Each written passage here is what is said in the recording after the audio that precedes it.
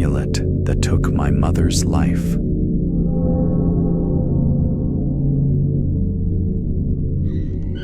I don't know how to start this without sounding insane, but if you've ever considered dabbling with charms, amulets, or the so-called occult treasures you see in back alley markets, I beg you, don't. Because I did, and my mother paid the price. A few years ago, I was in Thailand. It wasn't my first trip. Work had sent me there a couple of times. But this time, I decided to explore a little deeper than the usual tourist streets. That's how I ended up in a night market that felt different. It wasn't the neon chaos of Khao San Road. This was darker, quieter, tucked away in an alley that seemed to swallow sound. Vendors sat behind tables cluttered with strange objects, animal bones strung into necklaces, bottles of thick black liquid, wooden dolls with nails hammered into their faces. And then there was the stall that stopped me cold. On its table lay a row of amulets, each carved from stone or ivory, each with crude symbols etched into them. They weren't the kind of polished trinkets you'd find in souvenir shops. These looked ancient, hungry. The man behind the stall was old, with skin like dried leather. He spoke very little English, but when he saw me looking at a particular amulet, a small figure bound with red string, smeared with something dark, he leaned forward and whispered one word. Wealth. I laughed nervously. He wasn't smiling.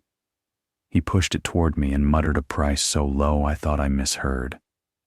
I should have walked away. But something about the amulet drew me in. It felt like it was already mine, like refusing it wasn't an option.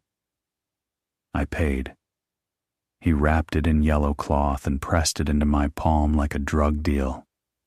Then, with eyes so sharp they cut into me, he added, Blood feeds it, you feed, it give. I didn't even ask what he meant. Back at my hotel, I unwrapped it. The cloth reeked of iron, like dried blood. The amulet itself was sticky to the touch, as if it had been pulled from something freshly dead. That night, I dreamed of whispers. Not words, not exactly. More like 100 mouths breathing into my ears. I woke up sweating, heart pounding, but with a strange sense of clarity. The next morning, I got an email I'd been waiting on for months. A huge contract for work had been approved. Overnight, my financial worries evaporated.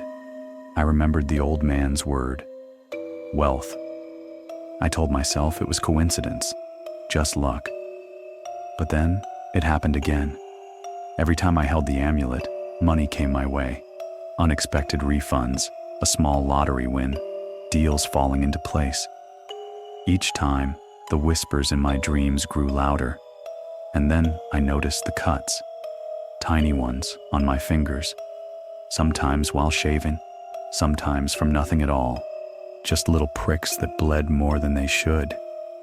And always, somehow, the blood ended up on the amulet. When I brought it back to the US, the dreams turned violent. I would wake up gasping, convinced someone was standing over me. Sometimes I saw it, just a shadow in the corner, crouched low, its head cocked at a grotesque angle.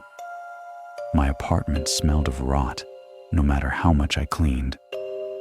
I started hearing scratching behind the walls, like fingernails dragging across plaster.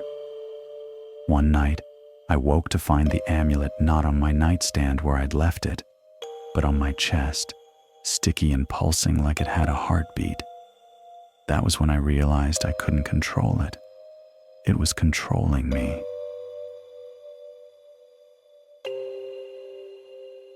I searched online, desperate.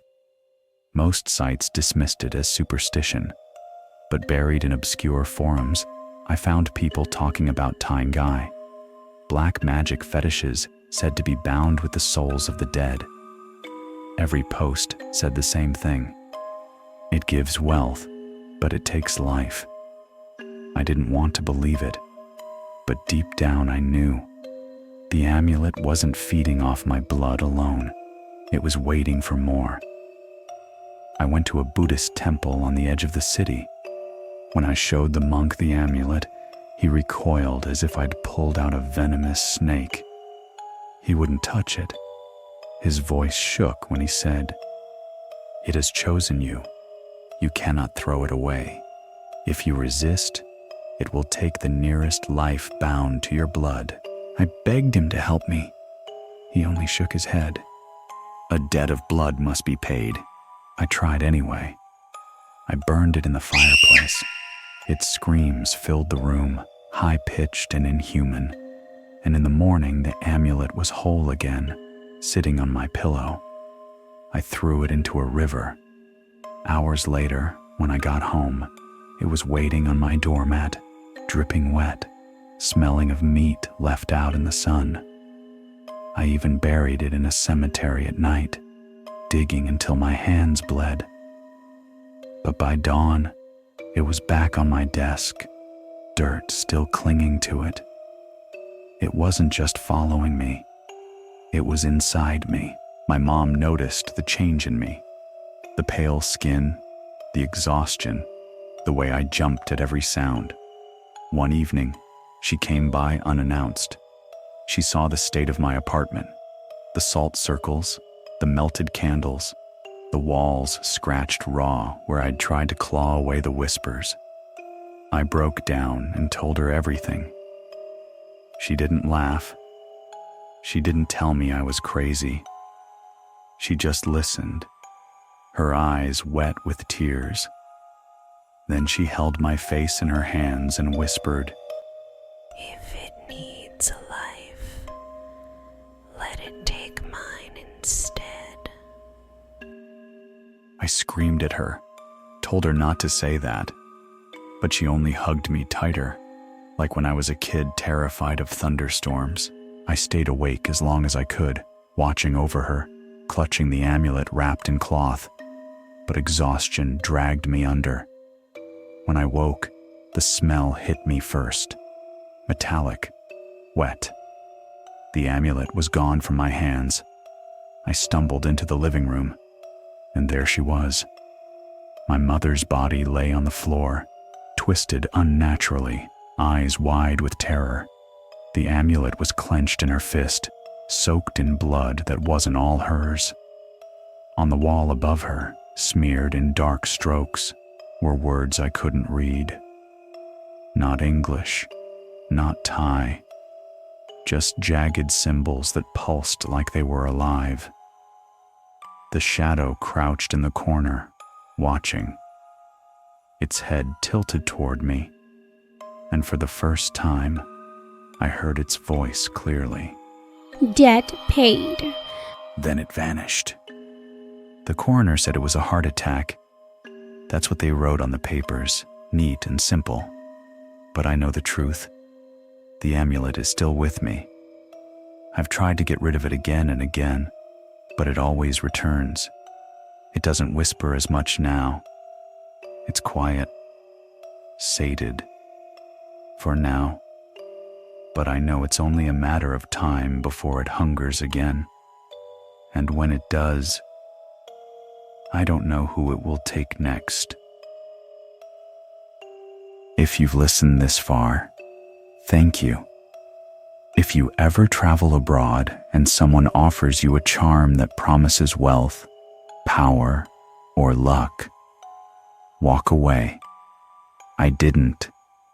And now my mother is dead because of me. Remember, the story ends here, but the nightmare never does. Goodbye.